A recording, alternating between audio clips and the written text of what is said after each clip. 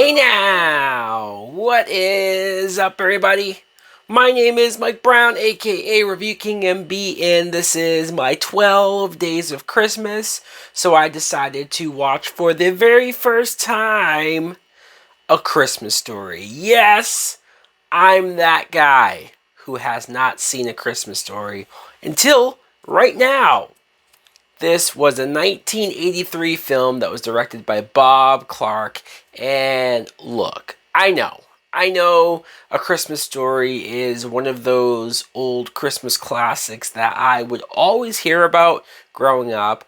It would get referenced, it would be stated as some people's favorite Christmas movies. Like, I've always heard about A Christmas Story. I don't know. It somehow escaped me. I somehow never came across it on TV. I somehow never sat down to watch it. Nobody in my family said, "You gotta watch A Christmas Story there, kid." And so watching it now, I'm gonna say this. I didn't love this movie. And I don't know if it's because I didn't watch it as a kid or I haven't grown up watching this movie over and over again during the holiday season. Is this a movie where if I saw it as a kid, maybe I would have liked it more? Who knows? There's no way to know.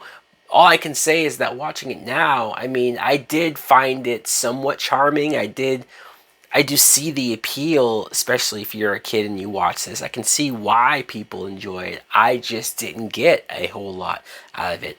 The main character, the main boy, Ralphie, is played by Peter Billingsley, and I will say for a child actor, he's fine. He's good. He's decent. The whole movie, his whole plot is that he wants this Red Ryder BB gun. He's obsessed with it. He's trying to connive and plan whichever way he can to get his parents to maybe possibly buy it for him. In fact, he's even trying to do things to maybe get the teacher on his side or get this person on his side. And I was surprised, honestly, about halfway through the film. I said to myself, wow, this movie is about Ralphie trying to get his parents to buy him this BB gun for Christmas. There's no talk of Santa. There's no sign of like, hey, maybe Santa can get this for me. I was really surprised by that. I thought to myself, okay, maybe Ralphie just doesn't believe in Santa Claus. Until near the end of the movie where he finally does say, oh wait, I can just ask Santa for this BB gun. And there's this scene where they go to the mall and they wait in that long ass line. My God, boy, was he dedicated to wait that long. And when he finally gets there, he does freeze up a little bit, but he forces his way. By the way, the mall Santa and the mall elves were complete dicks to these kids, throwing them down the slide or just dragging them along to sit on Santa's lap. But then Ralphie finally snaps out of it and says, oh no, wait, I want the BB gun, please. And the running theme of this movie is his mother, his teacher, and now Santa says, you'll shoot your eye out, kid. And so Ralphie just sort of seems to be like he has the worst luck ever and things just aren't seemingly going his way. I did find it somewhat amusing when he accidentally said the word fuck in front of his father and he got his mouth washed out with soap. Clearly this is a movie that takes place in the past. In fact, I was very surprised to find out in the written synopsis before watching that this movie takes place in the 40s. God damn. There's an older version of Ralphie, I guess, who narrates throughout the film and is constantly talking every time young Ralphie is doing something, or it's this older guy talking as him. And so I guess it's supposed to be old Ralphie telling the story of this one particular Christmas, I guess. But to be honest, that old voice narrator got annoying quick. And his voice always popped up in places where I just did not need it. In fact, I was sitting there thinking, we don't need this narrator, like, at all.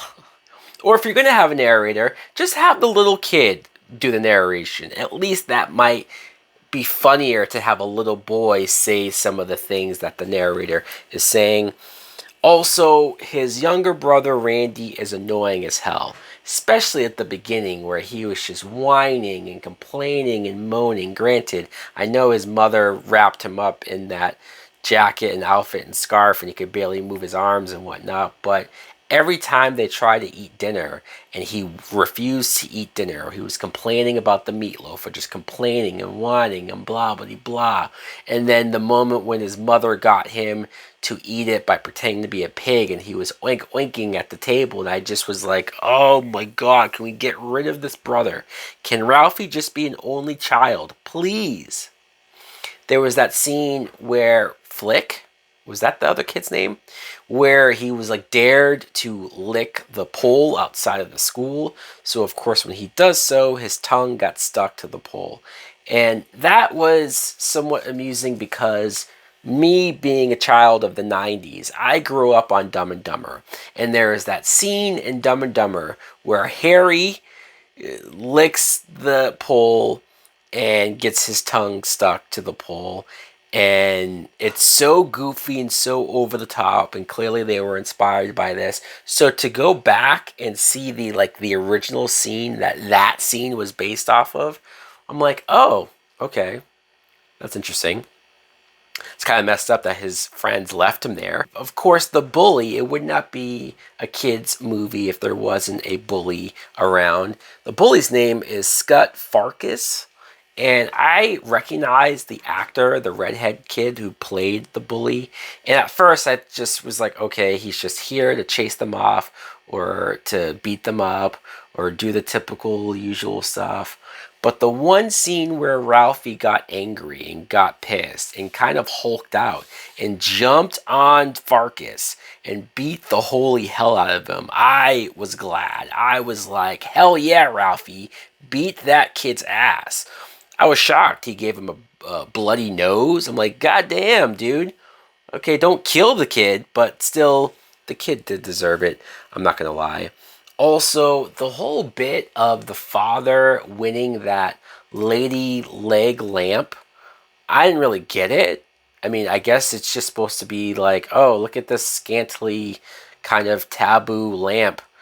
Maybe because it's the 40s that's even extra taboo, and the wife is kind of jealous of it, and the wife intentionally breaks it but pretends like it's an accident.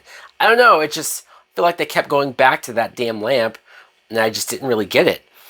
Also, Ralphie has plenty of scenes where he's like daydreaming, like the one scene where he's pretending to fend off robbers from the house with his BB gun, or when the teacher is praising him in the school, or just many scenes where he just kind of dozes off and imagines he's somewhere else. The one scene where he becomes blind because of soap poisoning, I guess. Yeah, what more can I say? Look, if you are somebody that did grow up on A Christmas Story, if you do love this movie, if this is one of your Christmas traditions, if this is one of your favorite Christmas movies, I won't argue. I can't argue. It's more nostalgic or sentimental to you, and I get that. And I wasn't sitting here angry. I wasn't sitting here getting ready to rant and rave and say that this movie sucked. I couldn't really appreciate it in that same light. I'm glad that I can say that I've seen the movie now, so there's that. But I didn't love it either. Anyways, guys, let me know in the comments below what you think of A Christmas Story. Do you like it? Do you love it? Or maybe you agree with me. Thanks for watching. Like, comment, subscribe. Later!